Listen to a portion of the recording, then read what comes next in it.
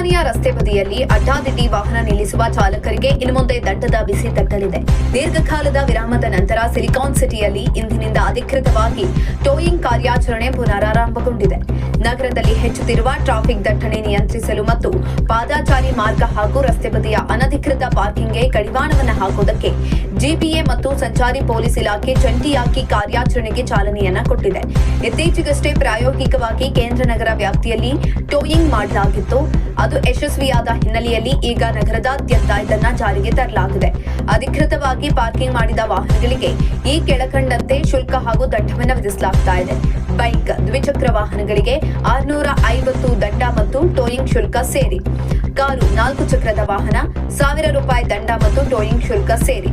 Towing ಮೂಲಕ ಸಂಗ್ರಹವಾಗುವ ಹಣದಲ್ಲಿ ದಂಡದ ಮೊತ್ತವು ಪೊಲೀಸ್ ಇಲಾಖೆಗೆ ಸೇರಲಿದ್ದು, ಟೋಯಿಂಗ್ ಮಾಡಿದ ಶುಲ್ಕದ ಹಣವು ನಗರ ಪಾಲಿಕೆಯ ಖಜಾನೆಗೆ ಸೇರಲಿದೆ ಅಂತ ಅಧಿಕಾರಿಗಳು ಸ್ಪಷ್ಟಪಡಿಸಿದ್ದಾರೆ.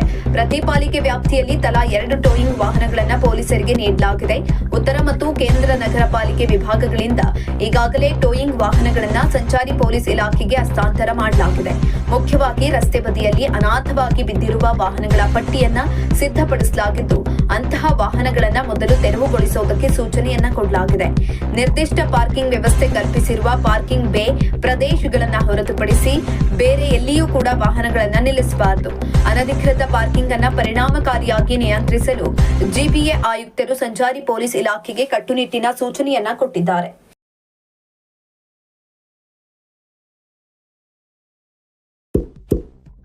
ಇಂತಹ ಇನ್ನಷ್ಟು ವಿಡಿಯೋಗಳಿಗಾಗಿ ಲೈಕ್ ಮಾಡಿ, ಫಾಲೋ ಮಾಡಿ, ಶೇರ್ ಮಾಡಿ.